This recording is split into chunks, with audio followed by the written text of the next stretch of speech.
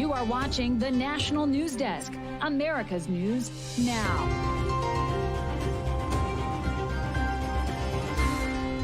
The 2024 election defined by unprecedented twists and turns, just 8 days from its end. The last-ditch effort from the candidates in swing states and what polling may indicate about who's taking the lead. To break the logjam that we've been at and move forward and finally get an end to the war. Ceasefire efforts underway, but no deal seems to appeal to warring sides. What Iran has vowed that further threatens to escalate the year-long conflict. And hundreds of millions of dollars handed out to professional sports franchises in recent months. Tonight, why one city has said no to public subsidies on sports and thinks others should do the same. This is the National News Desk, America's News Now. I'm Amira David. We are now just 8 days away from the election, and presidential candidates are continuing to focus on crucial swing states in the final days ahead. Former President Donald Trump back in Georgia for a rally in Atlanta tonight. Just last Wednesday, he was in Duluth, just outside of Atlanta.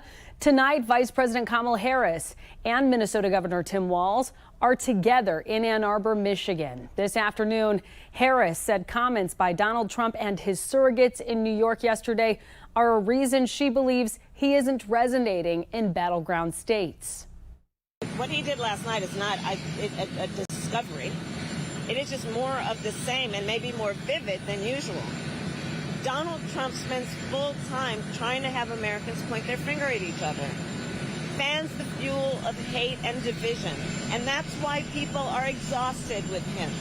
Last night, former President Donald Trump's event at Madison Square Garden contained remarks by guest speakers that critics argue were off-color, crude, and racist, including a joke told by a comedian comparing Puerto Rico to an island of garbage. But Trump surrogate Vivek Ramaswamy today told CNN he feels there's an unfair double standard. The media manufacturing of outrage out of this is really just a double standard when you look at the exact kind of jokes being told at the Kamala Harris rally over the weekend. And meanwhile, NBC is reporting that more than 44 million people across the country have already voted, either by mail or in person. The split between parties is almost even, with registered Democrats making up 42% of those returning ballots compared to 40% by Republicans. Now, this is a big difference from 4 years ago, when 45% of early voters were Democrats as compared to just 31% of Republicans. Those numbers are from the United States Elections Project. And tonight, an FBI investigation underway after early voting ballot boxes in Vancouver, Washington, as well as Portland, Oregon, were intentionally set on fire this morning. In Vancouver, there are no reports of injuries, but a device did ignite and seems to have burned the unknown number of ballots placed inside the box. Estimates suggest it was in the hundreds. In Portland, another ballot box was targeted, starting a smaller fire. In this instance, authorities say fire suppressant was able to save all but 3 ballots. Those voters will be contacted to be allowed to vote again. Republicans are asking the U.S. Supreme Court tonight to intervene in a Pennsylvania ballot disagreement.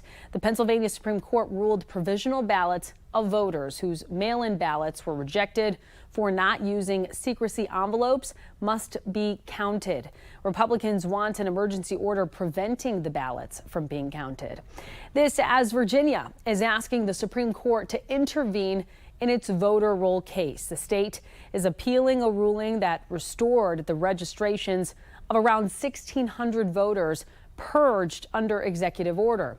Governor Glenn Youngkin says they've identified themselves as non-citizens. The judge argues voters can't be removed within 90 days before the election. Here comes this Department of Justice from the Biden-Harris administration filing a suit against us when we're just trying to make sure non-citizens aren't on the voter rolls. The appeals court argues Virginia's purge provided no proof the voters were actually non-citizens. State officials say the purged voters were notified and given 2 weeks to dispute it. And the Philadelphia District Attorney's Office is suing Elon Musk and his America PAC over their daily $1 million giveaways to registered voters in swing states. Musk says people can enter by providing personal info and signing a petition supporting the Constitution. The lawsuit claims it's an illegal lottery that aims to influence voters. A hearing that could stop the giveaways is set for Friday. A week out from Election Day, new concerns about foreign adversaries attempting to interfere in the election, in part through spreading disinformation online. U.S. intelligence officials confirming Russia was behind a fake video of ballots being destroyed that circulated on social media. The National News Desk's Atra al-Nashar with a closer look at the threats. Don't believe everything you see online. Sometimes easier said than done when content is made to deceive viewers. Like a video depicting mail-in ballots for former President Trump being destroyed in Pennsylvania. Intelligence officials at the FBI and other agencies tracking foreign election interference say Russian actors manufactured and amplified the video as part of Moscow's broader effort to raise unfounded questions about the integrity of the U.S. election and stoke divisions among Americans. And they say the intelligence community expects Russia to create and release additional media content that seeks to undermine trust in the integrity of the election and divide Americans. I think a lot of countries are going to try to manipulate our voters. They're going to try to manipulate our elections. That's what they do. Republican vice presidential nominee J.D. Vance said Pennsylvanians should have confidence in the election, but said the U.S. shouldn't overreact to Russia's efforts. And of course, we should push back where appropriate. But that's the big question, is what is an appropriate response to a country making social media videos? I'm not going to make a commitment to that sitting right here. Microsoft also tracking this. Last month, the company issued a report detailing other inauthentic videos by Kremlin-aligned actors designed to discredit Vice President Harris and stoke controversy around her campaign.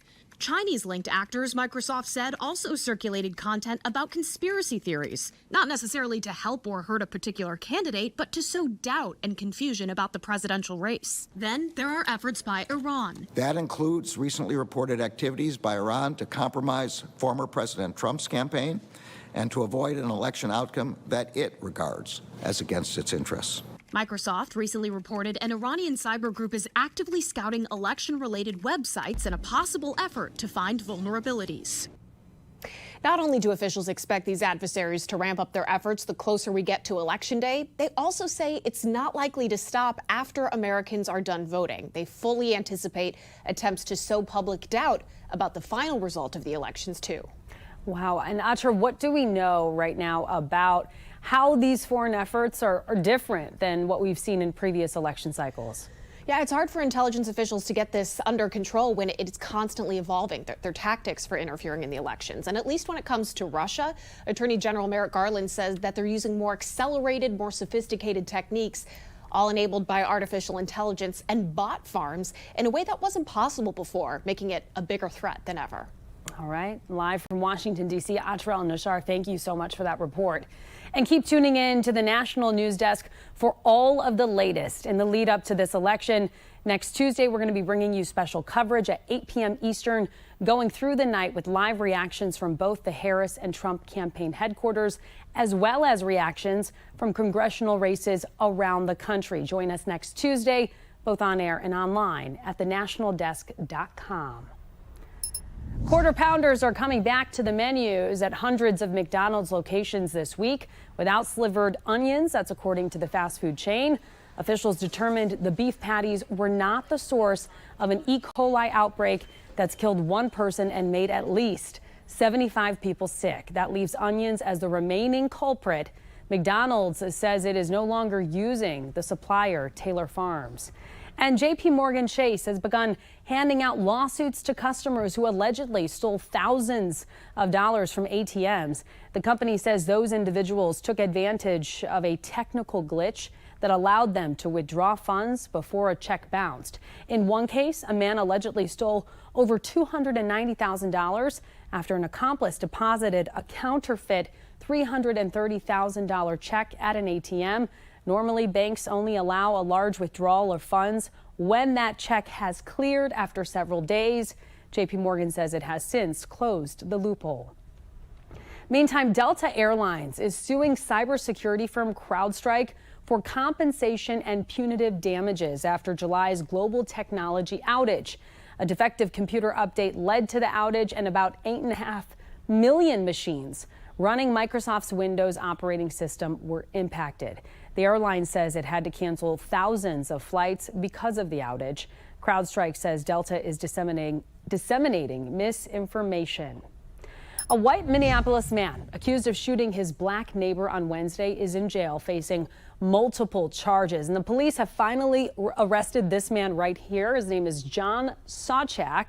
He was arrested this morning in a SWAT standoff following months of harassment complaints and failed attempts to contact him.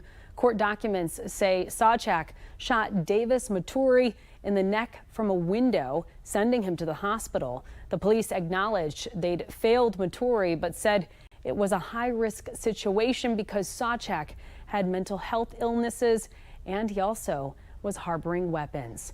An official investigation began today to look into the cause of a fire that burned down an elementary school in Grundy County, Tennessee yesterday.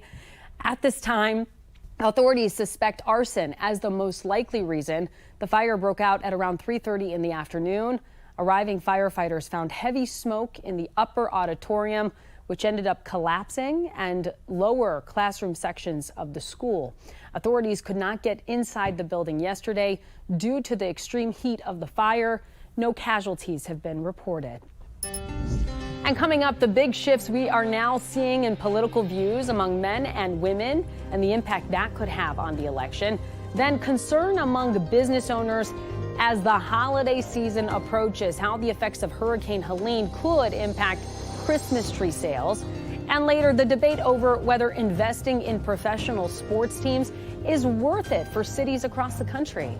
We'll be right back.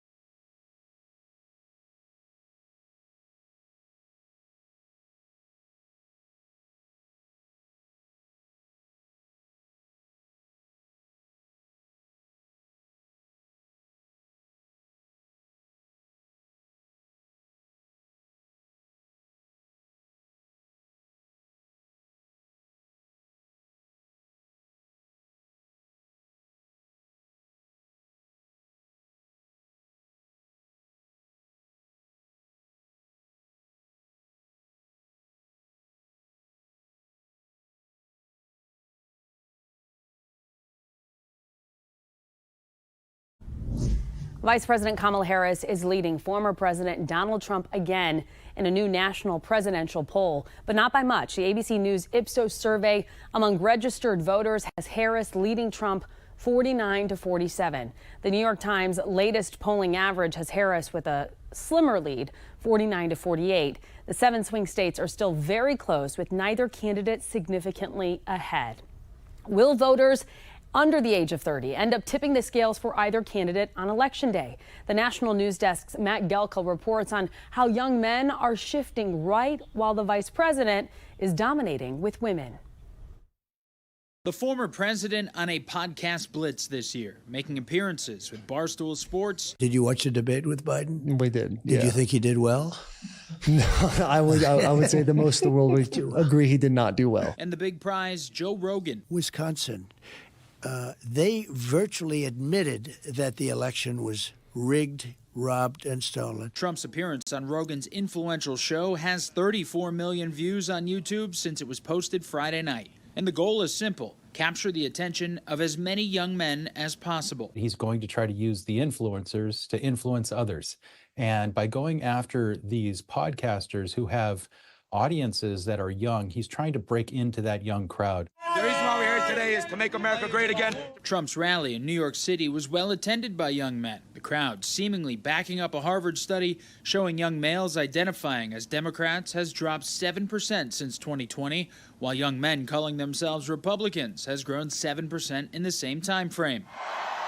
Polling shows an election that could be defined by a gender gap. A CBS YouGov poll from this week has men breaking for Trump 54-45 over Kamala Harris. According to the poll, the vice president's edge with women is just as strong, with Harris winning over females 55-43.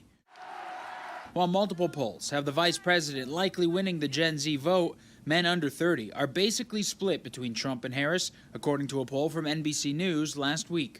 I'm not here as a celebrity. I'm not here as a politician. I'm here as a mother. Harris has plenty of star power to help her overall with the youth vote, including endorsements from music superstars Beyonce and Taylor Swift. While pollsters try to figure out why there could be a shift to the right among young people, economic worries continue to be a persistent factor, with the direction of the country and economic opportunity being consistent worries for people under 30. Reporting in Washington, I'm Matt Gelka. Matt, thank you. The United Nations Security Council is set to hold an emergency meeting today after deadly Israeli missile strikes. Iran asked for the meeting after Israel hit Iranian military bases, one linked to Iran's ballistic missile program. Now, according to Iran, a civilian and 4 military members were killed in those strikes. Israel says the move was in retaliation for Iran's attack on Israel in early October. But the two nations have been sparring since the war in Gaza began, both indirectly through Iranian proxy groups and directly, of course. Iran now says it will use all available tools to respond to Israel's attack.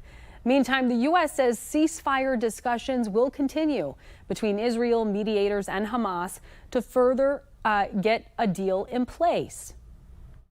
We are open to different types of arrangements, and we want to look at different types of arrangements and see if there are any possible. But ultimately, we have 2 major overriding goals here. One is to bring the hostages home, and the other is to end the war. Over the weekend, an Egyptian proposal was floated for a 2-day ceasefire in exchange for 4 hostages.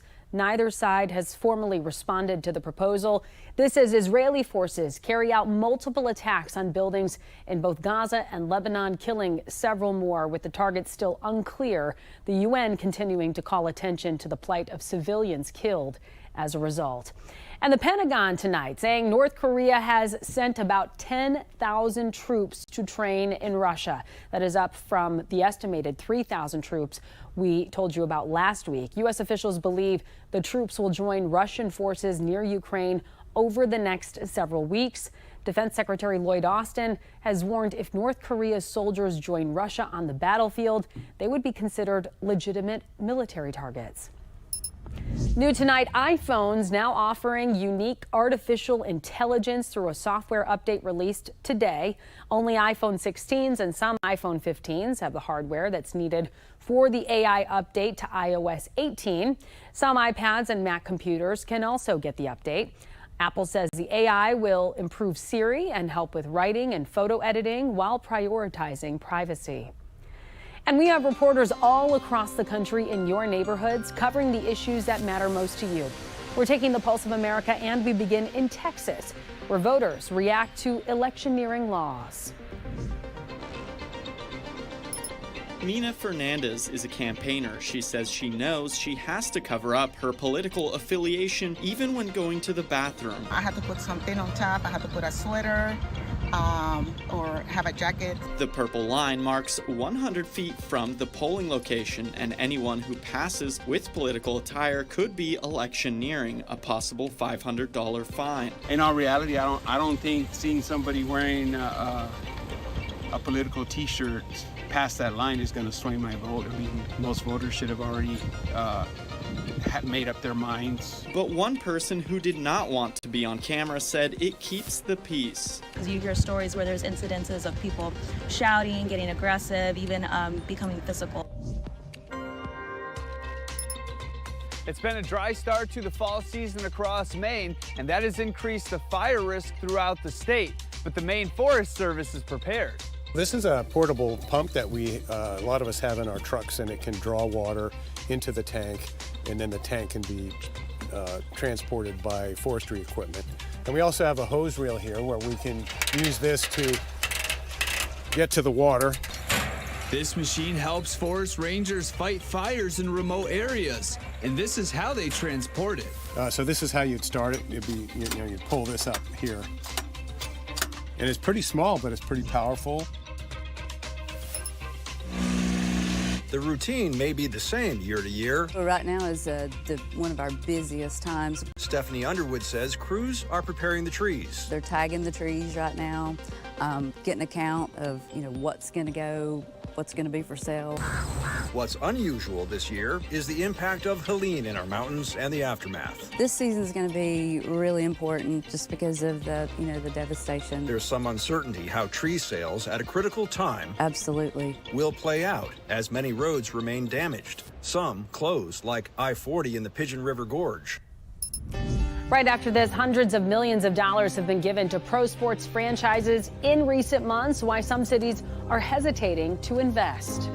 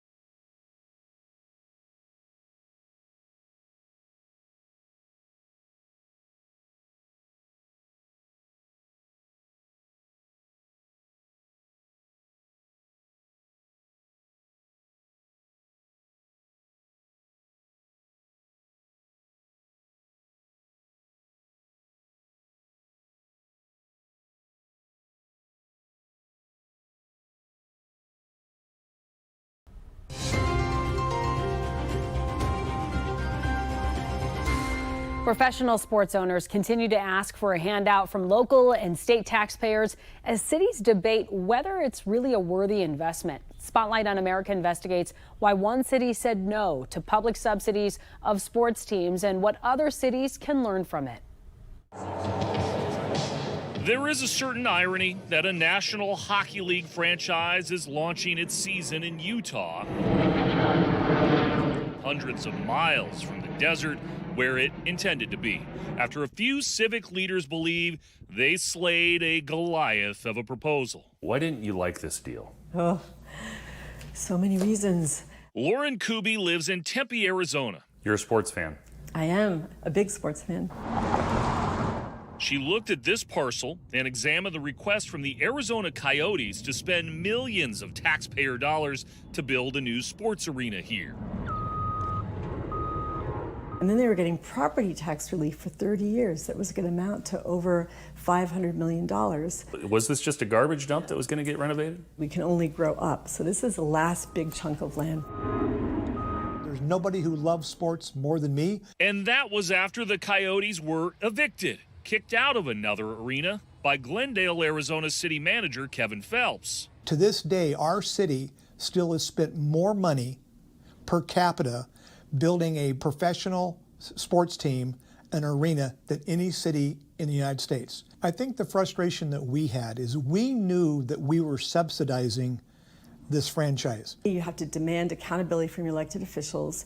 Kuby, a former Tempe council member, was part of a grassroots coalition outspent by the NHL team in a special election last year, but still convinced voters to take a pass. I mean, this was a 12-point margin plus kind of defeat for them. The public financing story here in the desert is a rare one. Spotlight on America has chronicled how multiple cities and states have handed out hundreds of millions of dollars to professional sports franchises in recent months, from Nevada to Oklahoma and New York to Tennessee. You know, it's hard to go to the ballot and say, we would like you to give tax money to the local rich guy. Neil DeMoss, who wrote the book called Field of Schemes, has studied them all. State legislatures vote on stadium subsidies. It passes like 95% of the time, whereas with the general public, it's closer to 50%. And I think it can be easy sometimes to fall into that trap or to believe the economic impacts. Phelps says Glendale is making more in tax revenue with concerts and smaller events at the city's arena. So I want to get that straight. You're saying as a city, you're making more money without the Coyotes than with the Coyotes. That is correct. The Coyotes, rebuffed by Arizona cities, moved to Salt Lake this year. Phelps says he does not look back. I would say don't walk, I would say run.